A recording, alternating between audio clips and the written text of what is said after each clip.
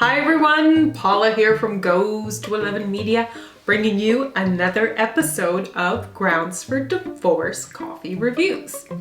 And I'm joined by my husband Rick, who's a little under the weather.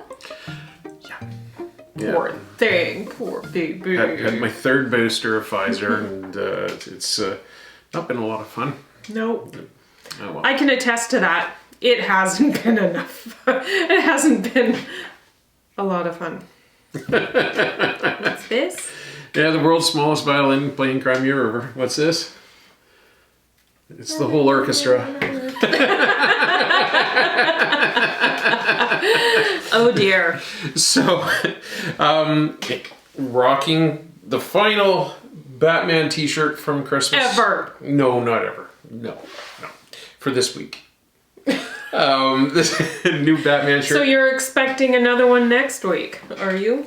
You know what? I'm the one that goes shopping for them. I put in all this time. Mm-hmm. Do you? Do you pre-shop and go, oh yeah? Well, no. No, you don't. Correction. You, maybe with the pants, the Batman pants. Yeah.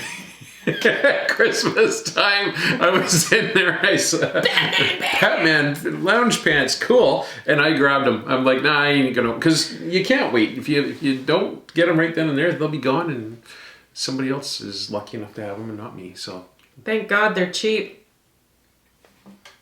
so am I. All right, so today, Yes. I'm really excited about this line of coffee. Me too. Basically what we have here is a brand of coffee, and the group is called Support Retired Legends, and it is a brand of coffee as well as their swag that is intended to raise funds for retired police dogs. And as some of you might not know, that police dogs are actually considered to be an actual constable. They have the same protections that if you assault the dog, it's assaulting a police officer. The sad thing is that what they don't get after their service, which is I think around 7 years they retire them, is that they don't get any kind of a pension or benefits for medical coverage for any of the injuries that they sustained when they were in line of duty. So what these people went and did is they started this company up, and some of the proceeds of their sales goes to raise money for these retired police dogs. And you know what? These police dogs are an extremely valuable tool in the line of policing. And they also have become members of their families afterwards too. So I think it's a fantastic cause. As you see behind me, I put the picture up from when I graduated from the RCMP as a auxiliary constable, and you look a little different in that picture. You look very different. Very different. I didn't know him back then. So I don't know if that's good or bad. So I mean, policing, that I've got a lot of friends that are still involved in policing, and I support them. So so the thing that I was going to say to you, what's interesting is that if you look on the packages, Yes. is that they're shepherds that they're using. And it's kind of funny that a lot of forces don't use the breed called a Belgian Malinois. And they're really kind of a wild dog, like super acrobatic, super athletic, we'll call it, and really kind of high strung, but they're just, they call them land sharks, and I'll leave it to you to fill in the blanks why they call them that. So you don't want to be on the receiving end of one of those, but I'll show you the video behind me showing some of the demonstration of some of the skills that these dogs have. Unbelievable. So shepherds, we've got dear friends of ours that have a couple of shepherds. Yep. And one of them's mine. I just don't pay for the food or the vet bills or anything like that. Well, now they've moved away, so now you used to love taking them for walks and whatever. So shout out to Melissa, and then also to the dogs, Gage and Echo, a couple of awesome dogs. So, all right, so we've got two different roasts on tap here to try tonight. Yes. But let's go with the one in front of you. Which one's that? This is the light roast, and it's called hide and seek. No, long line. Yes. Long line. Long line. I made a boo-boo. So long line obviously refers to the long leash that they use when they have the dog out in the field. I always wondered what that meant. Yeah, it's a really long leash, like super line. long. It's probably 20, 30 feet, I would think. Nice aroma.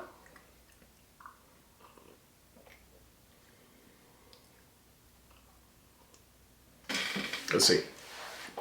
It's going to be cold as ice by the time I get it. No, it's not. It's nice and hot. I made sure of it since you complain so much about it.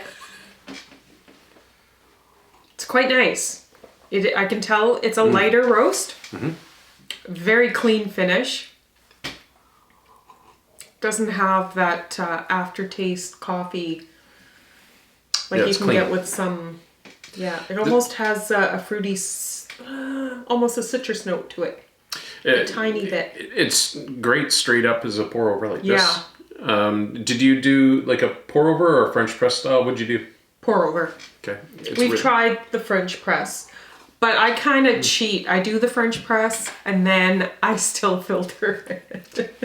But you know what? It's nice if you leave it unfiltered because you get the body of it. Right. I actually like that. When we had that sampling done at Lions Bay and they did the French press, and there was just a real a mouthfeel to it. There's a fullness to the coffee. It wasn't just like you're drinking a liquid. There was more substance to it, more body. It was really good. That's really nice. Yes, it is. All right, let's see what this one. That's a medium dark, and that's the hide and seek. It is definitely just on the point of becoming what I call a dark roast. Yeah. It's not, it doesn't have that smoky, for lack of a better term, burnt flavor that a lot of dark roasts can have. They've sort of pulled it back. Sorry, my dear. They pulled it back from that point, and it's nice. It's got some of the bright medium notes.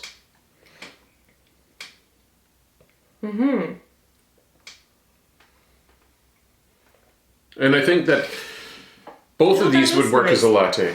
I think they both would work well. It's not going to get too diluted or muted in flavor. I think back to when I was drinking $6, and I would get their blonde roast as a latte all the time. So I think that both of these would serve really well as a latte.